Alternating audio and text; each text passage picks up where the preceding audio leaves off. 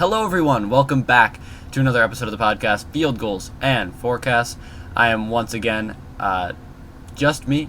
I'm your host, Ryan Adio, for today, and I'm just going to jump straight into it here. Week 17 of the NFL has just concluded, which I can't believe I'm saying. There's only 1 week left, and this is it's a good slate. I'll tell you what, the Week 18 schedule has just dropped, which I will announce to you in just a second here, but Week 18 is already upon us, the final week. There are a few playoff implications, few clinching scenarios here, most of it already locked up, and it will be an exciting playoff. But first, let's get done with this final week. Here's the schedule for Saturday and Sunday, January 4th and 5th for your Week 18 action here. So let's start with January 4th, that's Saturday. This is an all AFC North matchup here. We got the Browns and the Ravens at 4:30 p.m. and the Bengals at the Steelers at 8 p.m. Both games have real implications here. If the Ravens were to win, they would lock up the AFC North and lock up the, I want to say 2 or 3 seed. No, I'm sorry, it's the 3 seed in the AFC. And if the Steelers were to win and the Ravens were to lose, they would lock up the 3 seed and the top of the AFC North. And if the Bengals were to win, they would stay in playoff contention, and they would need some help, but we'll get into that later. Let's move on to Sunday at 1 p.m. We have the Panthers at the Falcons, the Texans at the Titans, the Bills at the Patriots, the Giants at the Eagles, the Commanders at the Cowboys, the Bears at the Packers, the Jags at the Colts, and finally the Saints at the Buccaneers. 8 whole games for you at 1 p.m. on the 5th. And big implications there as well, mostly in the NFC South. The Panthers at the Falcons and the Bucs at the Saints. All NFC South opponents there. If the Falcons were to win and the Buccaneers were to lose, they would clinch. And of course, if the Buccaneers were to win, they would control their destiny and make their way to the playoffs. At 4:25, the Chiefs at the Broncos, the Chargers at the Raiders, the Dolphins at the Jets, the Seahawks at the Rams, and the 49ers at the Cardinals. Now that I'm looking at this, I did kind of just realize that all of these games are divisional. I didn't realize that writing it down. It seems kind of dumb that I overlooked that. But yes, every single game in Week 18 is divisional. Surprise. Anyway, biggest divisional game there, Chiefs at Broncos. If the Broncos were to win, they would control their destiny and make the playoffs for the first time since they won the Super Bowl with Peyton Manning, I believe, in 2015. And if the Chiefs were to win, the Broncos would be partially eliminated. I don't know. If the Chiefs somehow win with their backups, I would be very surprised, but we'll get into that later. And of course, Seahawks at Rams. That one has some big implications if the Seahawks were to win. But anyway, the biggest game of Week 18, the 8:20 Sunday Night Football game, Vikings at Lions. 2 14-2 teams in the NFC North take on each other, and that one has big implications for the first seed in the NFC. Whoever were to win would take the first seed. That will be your Week 18 schedule. Lots of games to look forward to there, and let's move on to the rest of the news here. Hopefully, I'll get into some playoff scenarios, and hopefully, we can see some switch-ups, some change-ups, some fun matchups in Week 18.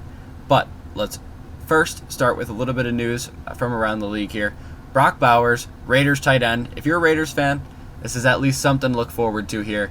Rookie tight end Brock Bowers passes Mike Ditka for most yards by a rookie tight end in one season.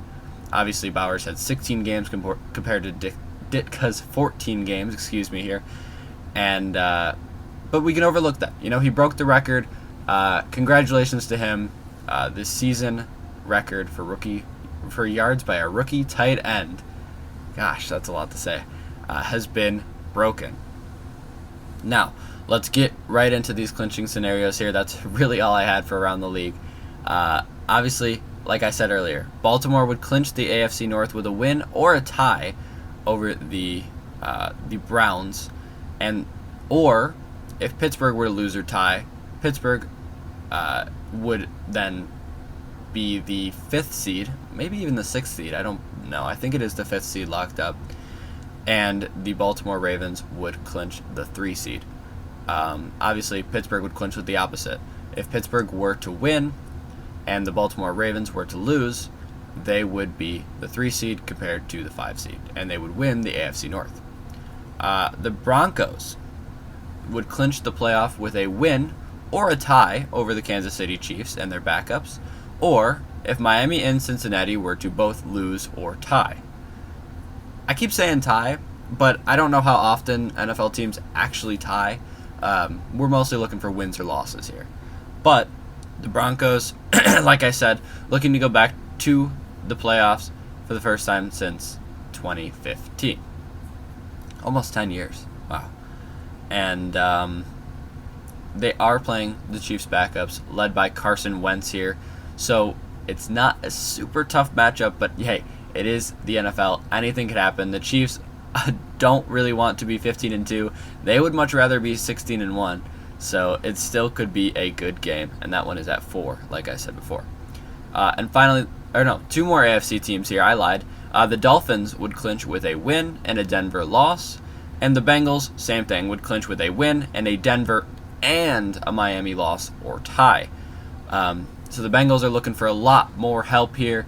The Dolphins have it relatively. They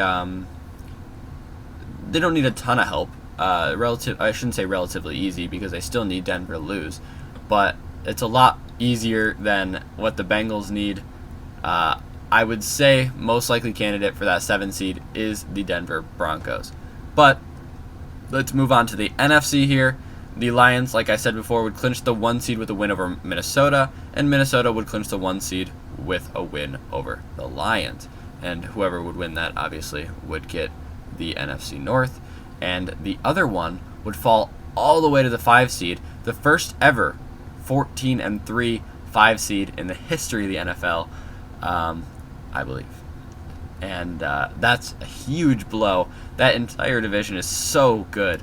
And, just having no home field advantage, just even being the 5 seed in general, not getting that bye.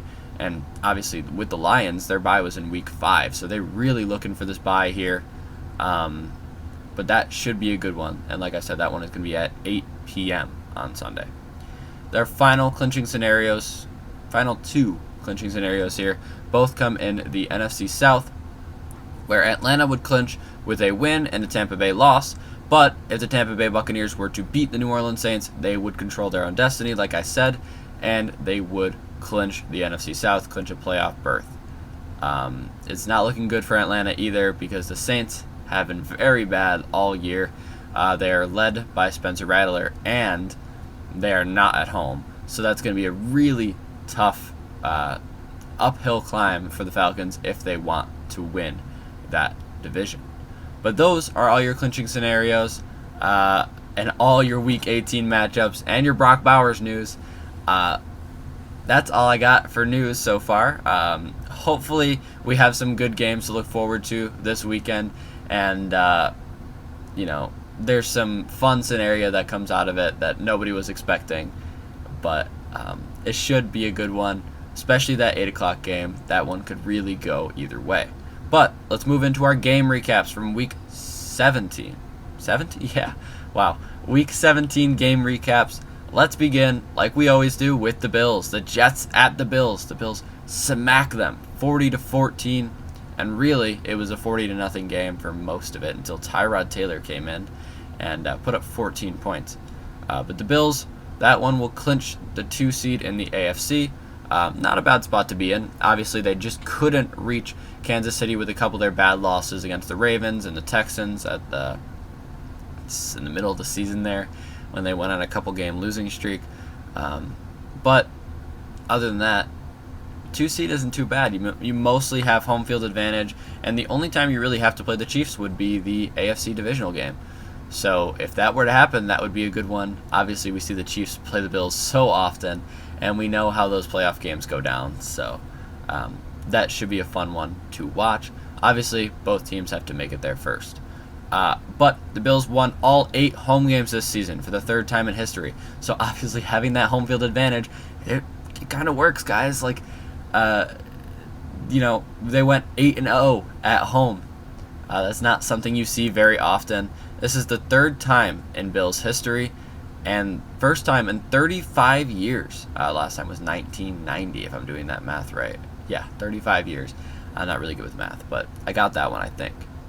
Hopefully. And like I said, having that 2 seed will really help with the home field advantage. And they're undefeated at home as of now. But for the Jets, well, it's just continual struggles. Rodgers just continues to struggle, especially throwing it more than like 15 yards.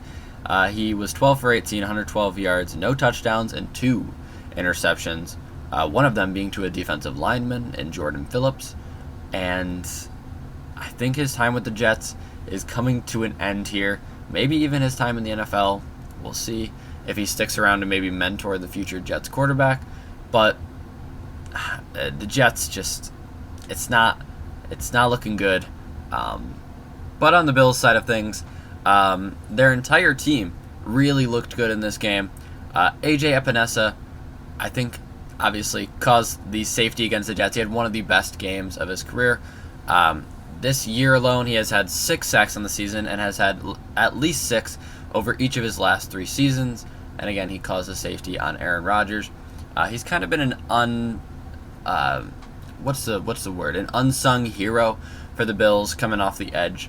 One of our better edge rushers. Him and Greg Rousseau really make a good pair. And he was a steal in that 2020. Was it 2020? I think it was 2020.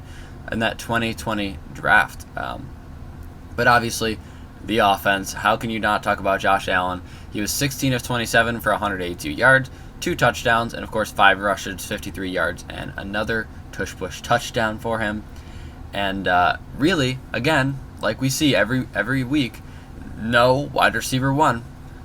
Ignoring Shaver's 69-yard touchdown for Mitch Trubisky. Amari Cooper was the leading receiver with 3 receptions, 56 yards, and a beautiful, beautiful touchdown. And Amari Cooper has reached 10,000 career yards. Obviously, other records were broken in this game. Josh Allen became the first player in NFL history with 40-plus touchdowns in 5 consecutive seasons. And he joins his opponent, Aaron Rodgers, who is the only other player with 40-plus touchdowns at least 5 times in his career. Rodgers has had 6. So he's looking to break that record, looking to beat the Jets quarterback, who he just played. So that's actually pretty funny, I'm not going to lie. But the Bills have scored 63 touchdowns this season, the most in team history, and they have 30 rushing touchdowns and have set the franchise record for most touchdowns in a single season, which we've seen it all season. James Cook, Josh Allen, Ray Davis, Ty Johnson. That running back core is so good, led by Josh Allen's running. It's just so explosive, so dangerous. If they can't take the top off you, they will run it down the gut. And we've seen it work, and obviously you got something to show for it now. You have the most rushing touchdowns in franchise history this year. Really good on the coaching staff, really good on Bean for picking up these guys, and it's been a really fun season. I think Josh is going to start next week, but they're going to probably pull him at some point. No point to play him against the Patriots, and it'd be cool to sweep the division. It'd be cool to extend our record to 15-2. Yeah, be cool to extend our record to 14-3.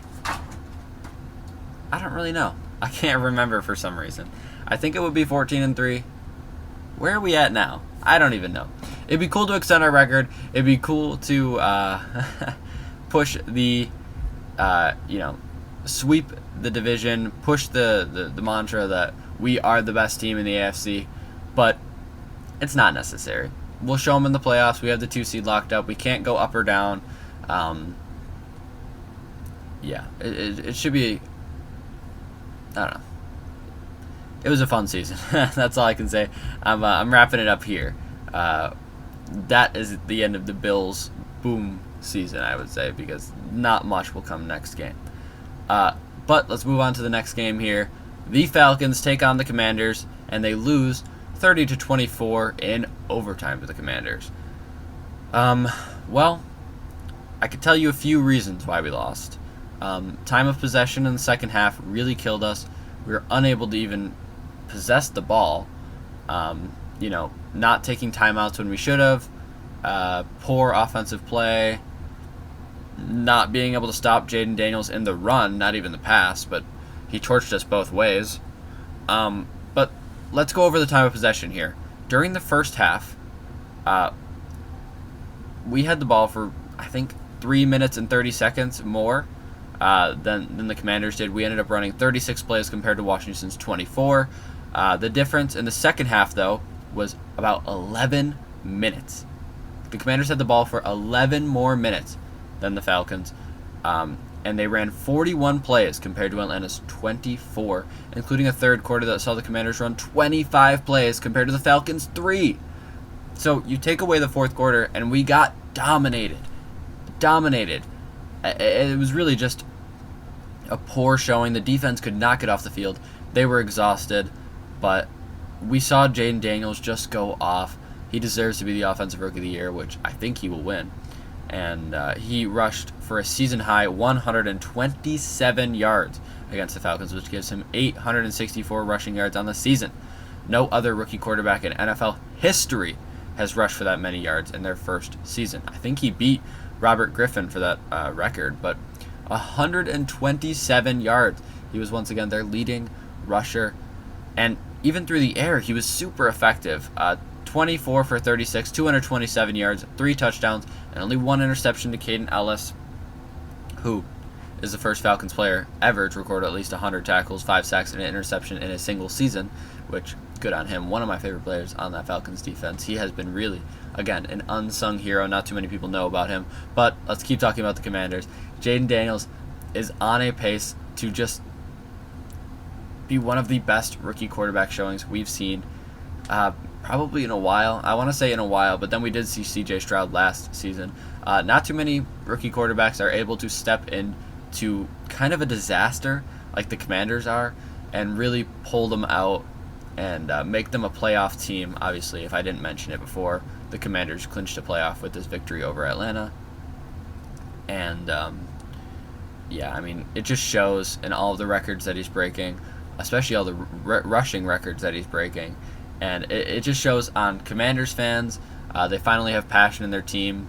They're 10-5 now for the first 10-5.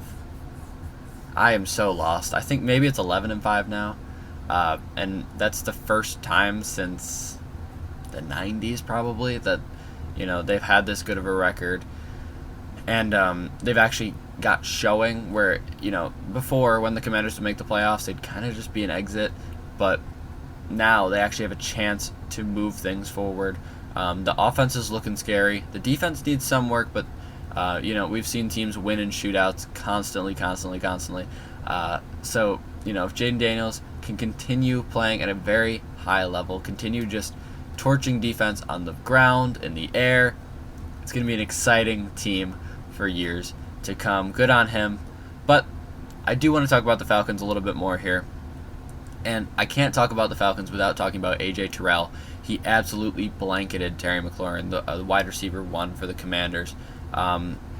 He covered him on 32 of his 34 routes, Terrell did. So that's about 94%. And he allowed 1 reception for 5 yards on 7 targets. He absolutely locked him down. The rest of the defense, however, could not really stop the pass. I believe Olamide Zaccheaus went over 100 yards, if not close to that, and he had a touchdown, or even 2 if I'm remembering correctly. And he would have had more come that dropped pass in the fourth quarter with 40 seconds left-ish. As good as a player can play, and especially when they follow one player like A.J. Terrell did on Terry McLaurin, the defense has got to step up. Your corner 2, your nickel corner, they really have to step up, and they didn't. constantly Mike Hughes and D. Alford were getting torched by the other Commanders receivers. They were just throwing easy slants and making progress down the field, wasting the time, keeping possession out of the Falcons' hands, and it worked. They ended up getting the win. Obviously, it came in overtime, but the defense just not able to get it done. You know what? Honestly, they were exhausted. The offense has got to stay on the field a little bit more too. I can't put it all in the defense, but when you look back at it, you can say, well, defense really just couldn't stop them, and offense just couldn't get anything going. So that's going to be the reason why you lose. But the Falcons entered Week 17 with about a 50% chance to make the playoffs, according to the New York Times simulator. But that dropped to 13% with the Falcons' loss to the Commanders and the Tampa Bay Buccaneers win against the Carolina Panthers. Obviously, it's not looking good. I think everyone knows that the Buccaneers are not just going to let the Saints steamroll them, and they're not going to go out in classic fashion and not make the playoffs again. The Falcons are pretty much out of this one. They needed that win against the Commanders. They controlled their own destiny. If they won out the season, they would have made the playoffs. And it's just too young of a team right now, I think. Penix looks great. I know his stats don't really show it. And nobody's really overly talking about it, I would say. But Penix does look great. Bijan looks great. Drake London looks great. The offensive line is putting up decent numbers, although Drew Dahlman kind of screwed up that play a little bit at the end of the fourth when Michael Penix had to drive down the field.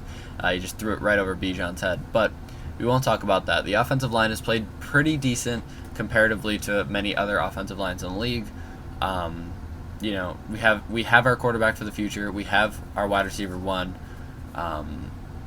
We'll get Rondale Moore back next year. We have Darnell Mooney, who's looked really great all season. Kyle Pitts maybe will stick around, maybe won't stick around. Doesn't matter, It's just the defense that really needs to step up. We figured out our linebackers. We need some pass rush, and we just need someone to complement A.J. Terrell. And this is going to be a scary team for a couple of years, especially in such a weak division, which is up and coming, don't get me wrong. But, the Buccaneers really will control this one.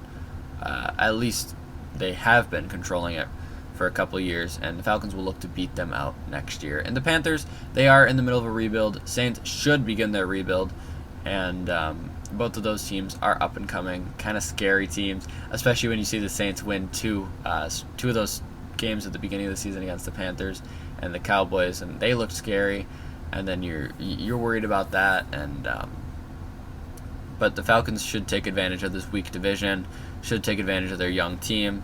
Like I said, Penix, 19 for 35, 223 yards, a touchdown, interception. He's a rookie. It's his second start in a hostile environment against a really good team.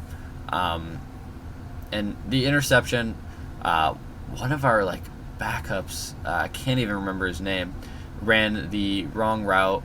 I believe it was a corner route, and he just ran straight. He just didn't go out to the corner. So Penix was anticipating that, and it went right into the hands of one of the Commanders' safeties, and that would be your interception, which it is what it is. It's a learning curve. Like I said, I keep saying it, but he is a rookie. He's going to make those mistakes. And his first career touchdown pass was also in this game, a 13-yard pass to tight end Kyle Pitts on a fourth down to tie the game with 1 minute and 23 seconds left. Kyle Pitts showed up for that one. I'll take it.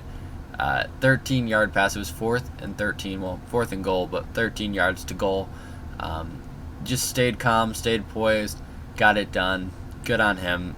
He looked very just calm, collected, secure in the pocket, and he's not really making too many rookie mistakes, which you love to see. Of course, the shining stars on the offense for the Falcons here were Bijan Robinson and Drake London. Bijan had 17 carries, 90 yards, and 2 touchdowns, and Drake London had 7 receptions for 106 yards, including bailing us out on a couple of fourth downs. It just looks like Penix, anytime he's under duress, that's the guy he's looking for, and that's what you want out of your wide receiver one, and that's what we wanted when we drafted Drake London out of USC in 2021, Man, I keep messing these up, but I believe it's 2021. But yeah, I'm really glad to see him finally breaking out under a good quarterback, and we're going to have to pay him soon, if not this year. So look for that. Washington, though, to wrap it up here, has won 11 games for the first time since 1991. I knew I had the stats somewhere in there. That season, they finished 14-2, and won the 1992 Super Bowl against the Buffalo Bills. So they haven't won a lot of games in a while, and last time they did, they went pretty far. So it'd be interesting to see how far the Commanders can go this season with a rookie quarterback. And I personally think they're going to be very dangerous for a very long time now.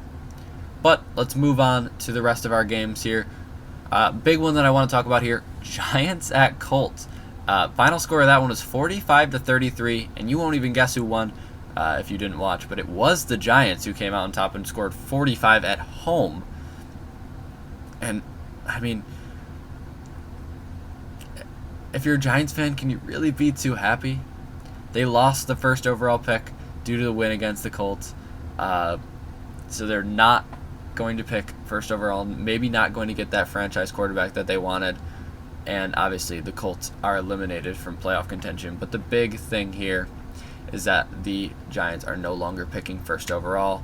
I know Shedeur Sanders was wearing those Giants cleats during his bowl game, and he's been throwing to Malik Neighbors, and all this stuff has been happening. And then Drew Lock decided to go 17 for 23 for 309 yards and 5 total touchdowns, which I can't believe. And Malik Neighbors showing that he is an elite receiver in this league and will be for a couple of years here. 7 receptions, 171 yards, 2 touchdowns. He's going to be explosive once they get him a real quarterback. And, of course, the Colts just unable to do much. Flacco had 2 interceptions, and the real shining star on their offense was Jonathan Taylor. Glad to see him back again. 32 carries, 125 yards, 2 touchdowns, but just unable to get it done against the Giants, who, I mean, saying the Giants haven't been good is really an understatement. But let's see what they do in the draft.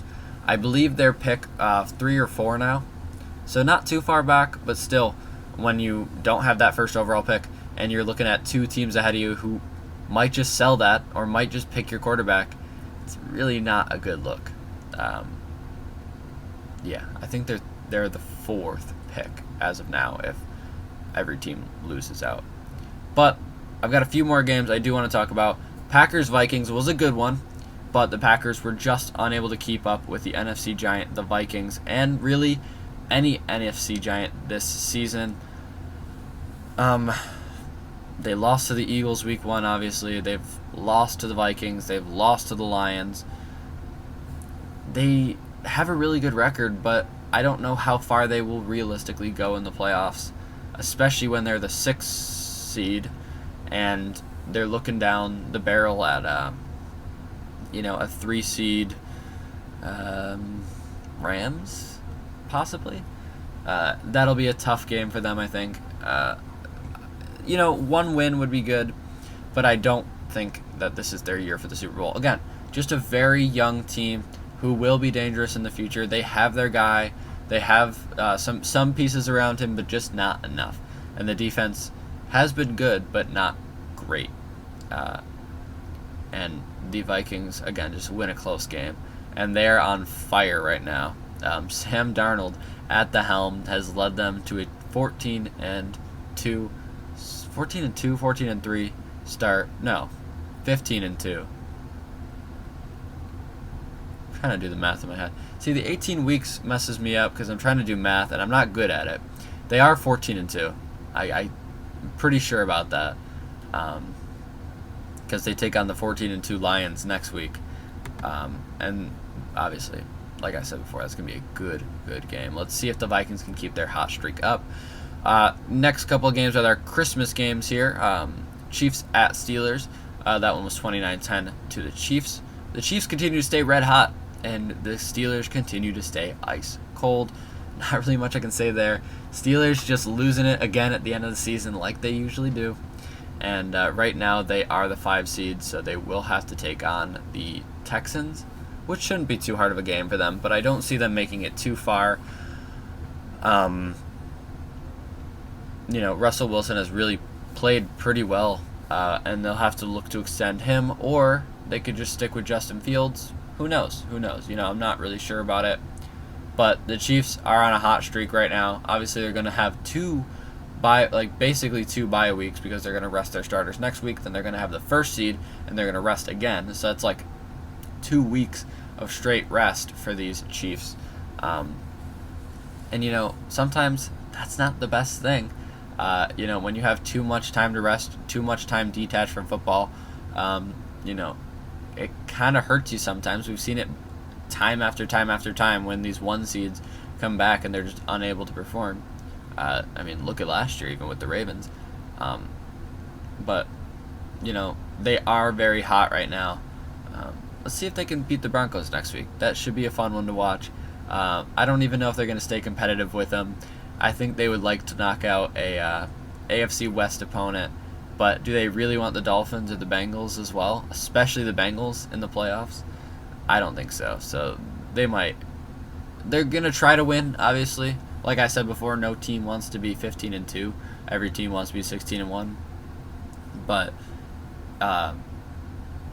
anything could happen. Anything could happen, and the Broncos are going. Everything is on the line for them in this one.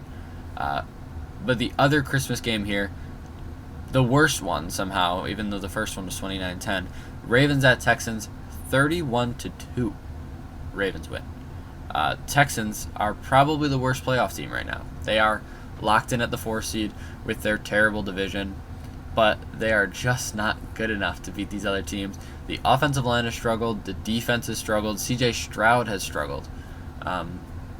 Obviously they've had a whole slew of injuries, but come on. They're just not the team that they even were last year, and I don't think that they will make too much of a playoff push this year.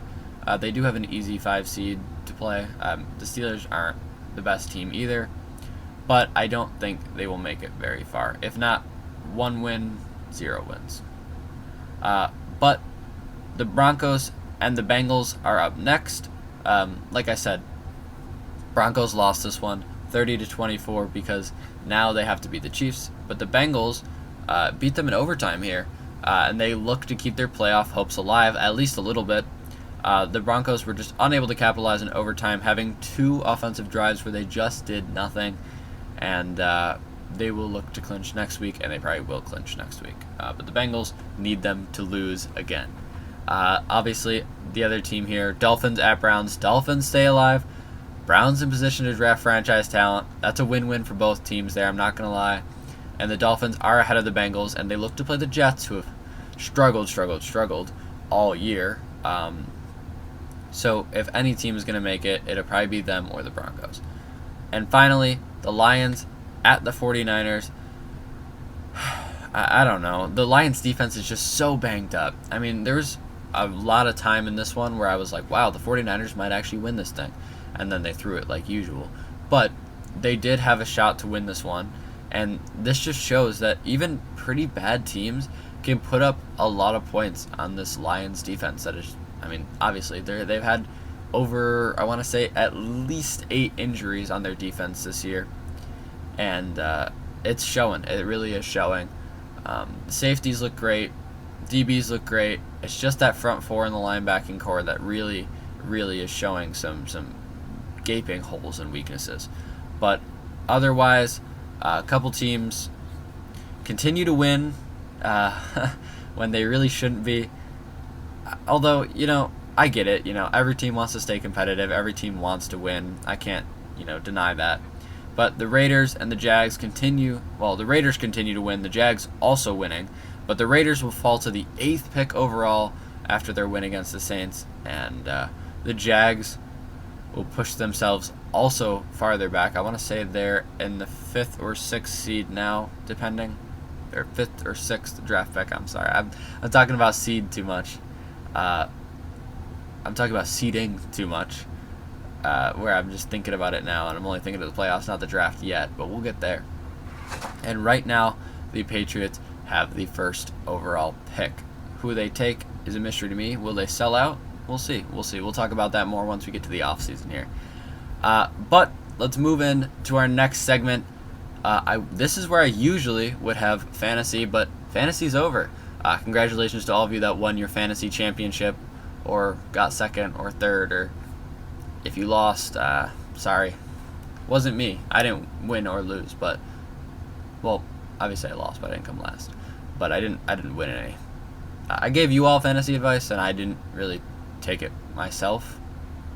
Should probably look in a mirror more often. But anyway, I do, considering this is filmed on New Year's Eve, the afternoon of New Year's Eve, I do have a little segment for you guys. I'm going to talk about some New Year's resolutions for NFL teams in 2025. I have all 32 teams here, so stick with me. I'm going to go in alphabetical order, and I'm going to kind of just breeze through them, talk about them a little bit, but not too much. Let's start with the Arizona Cardinals, the A team, the first team in alphabetical order. Their New Year's resolution is to not waste generational talent in Marvin Harrison Jr. As of right now, he hasn't really done much because his offense is very lackluster.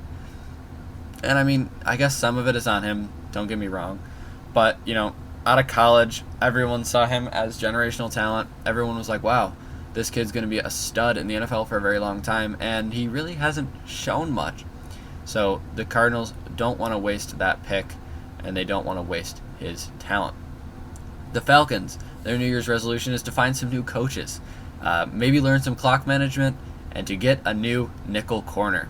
Because our nickel corner is terrible. D. Alford couldn't, he couldn't cover a youth NFL player, a youth football player, you know what I'm saying? He just is not very good. And the Falcons coaches just have been very disappointing this year. Both our offensive and defensive coordinators have made some really questionable decisions, and obviously Raheem Morris does not know how to manage the clock. A lot of people calling for his head already. For the Baltimore Ravens, though, their New Year's resolution is to not choke in the playoffs this year. They don't want to have the same allegations they have every year that Lamar can't play in the playoffs, and John Harbaugh isn't a good playoff coach. Whatever they say, I don't know, but I know the Lamar one at least.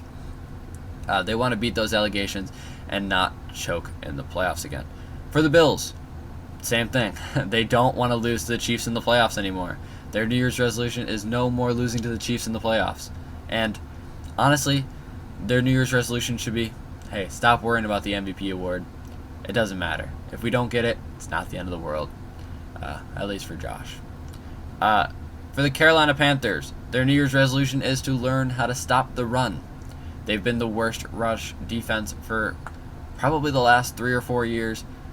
They got to figure it out, and figure it out fast. For the Chicago Bears, their New Year's resolution is to hire a good head coach for once. Please. You need to give Caleb Williams some help out there. And I'm hearing rumors that we're, interviewing Mike Vrabel. We're interviewing... Actually, that's all I've heard. But still, hire someone is going to be good, and stop hiring these coaches you're just going to fire in 2 years when you get a new quarterback. I mean, Caleb Williams needs some help if you want to not waste his generational talent as well.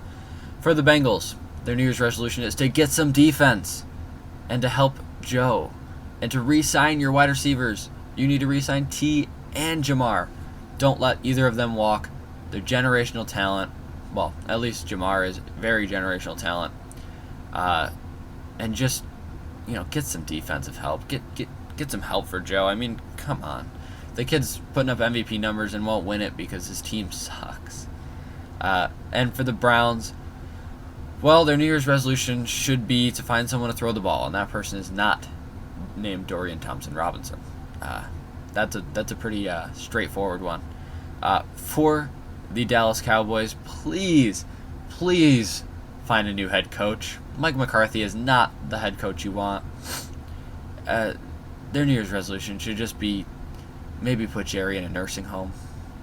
For the Broncos, they need to find a running back to help out Bo and don't let his talent go to waste. We've seen so often that the Broncos will get this guy who, and obviously Bo Nix is different. He's shown that he is the guy in Denver, but they often get these players that have a lot of potential and they just don't live up to it when they get on the Broncos. And for the Lions here, they need to learn how to fight the injury bug. They got to get back in the training room or something and have half as many injuries as next year in 2025. For the Packers, they need to find some wide receiver help. Look, I love Jaden Reed just as much as the next guy, and Romeo Doubs, he has a lot of potential. Christian Watson, same thing. But you really need that wide receiver one, and especially you need some offensive line to help your generational quarterback as well, which I didn't mention. And other than that, you should boost your defensive line as well in the draft. For the Houston Texans, they need to help Stroud. We've seen him play well. I mean, he didn't just have a sophomore slump for no reason. They need to help Stroud. Get him some new offensive line, please, and fast. For the Colts, they need to help develop Anthony Richardson in the offseason. Don't give up on him. And maybe find a new head coach. I don't know. I like their head coach, but we'll see what they do. For the Jags, they should fire their coach. And you know what? Try again next season. You made the playoffs last year. It's not the end of the world. You need to get a new coach and maybe spruce some things up on offense and especially on defense. For the Chiefs, their New Year's resolution should be to score 30 points this season. They haven't done that all season, which is really, really surprising. But yeah, they just need to score some points. I don't know. They don't really have to do anything. They're winning. I don't know, but I'm just saying they should think about scoring 30 points. For the Raiders, their New Year's resolution should be a little bit of everything. They need it. They need everything, except tight end. They do have their tight end. But they do need a little bit of everything. For the Chargers, they should keep Quentin Jensen on that jugs machine. He's got to learn how to catch the ball. Don't give up on him yet, but he's got to help. He's got to work on his hands. For the Rams, you got to complement your explosive offense with some defensive help. And how about boosting the O-line to protect your old guy Stafford back there? Dolphins, they need to keep Tua healthy and keep Tyreek healthy. He's pushing age there. But Tua especially, he's hit his head one too many times here. For the Vikings, learn that you don't need more than 1, 2, maybe 3 quarterbacks. I don't know why they have Darnold, J.J. McCarthy, and Daniel Jones on their roster. What's up with that? Other than that, they're doing fine, but I don't get it. I don't know. For the Patriots, they're going to need a lot, but they do have their franchise quarterback, and they got to help him. Their New Year's resolution should be to help Drake May in this offseason. For the New Orleans Saints, their 2025 New Year's resolution should be to start the rebuild. It's time to give up on Derek Carr and just, draft some pieces, get some guys in the offseason, but you need to start your rebuild and start it soon. For the New York Giants, I could really say anything, but they do need a new GM. In 2025, they should get a new GM and stop winning when it hurts you. This is the second year in a row that they've won a meaningless game and lost a very high draft pick. For the Jets, well, they're keeping their same resolution that they've had for the same 5, 6, 7 years, and that is to find a quarterback. Hopefully they stick with their resolution this year. For the Eagles, they got to keep pushing that tush and using the offense to its full potential. Often we see Saquon Barkley just not get the touches he needs, and they're forcing the pass, and they're not giving it to their best playmaker in A.J. Brown. And, that's all I got. For the Steelers, you're probably going to re-sign Russ in the offseason, so your 2025 resolution should be to not overpay that man. He's old, and he's got a really big contract back in Denver. Don't overpay him. You don't need him that bad. You have Justin Fields on the roster. For the 49ers, their resolution this year should be to figure out what went wrong last year. Well, this year, but last year. And they need to keep some people healthy. Every year, the Niners have some slew of injuries, and it makes them not live up to their full potential. For the Seahawks, take advantage of a weakening NFC West and finally make the playoffs. They've been a fringe team over and over and over, and I honestly expect it this year, so sorry if I'm wrong. But over and over and over, we see them get close to the playoffs, but don't make that final push and don't make it. For the Buccaneers, they need to keep Mike Evans' streak alive in January. That's a quick resolution, and they need to keep a healthy and strong defense next year. Excuse me there. For the Titans, I got 2 more left here. They should drop that Mayo man. It's over. And use that pick to the fullest potential. Maybe not this year, but maybe next year's draft. They need to get rid of Will Levis. He's not the answer, at least for now. Maybe he'll surprise me next year. And finally, the Commanders, they need to draft the right defensive player or offensive lineman this year. Constantly they make misses. You know what? They got lucky with Jaden Daniels, and he kind of fell to them, but constantly we see them make the wrong pick. And this year, their resolution should be to make the right one. This is a big defensive draft. But that's all I got for the New Year's resolutions. Thanks for listening to that section, and let's move into our final one. Segment 3 here, my game of the week and my quick picks.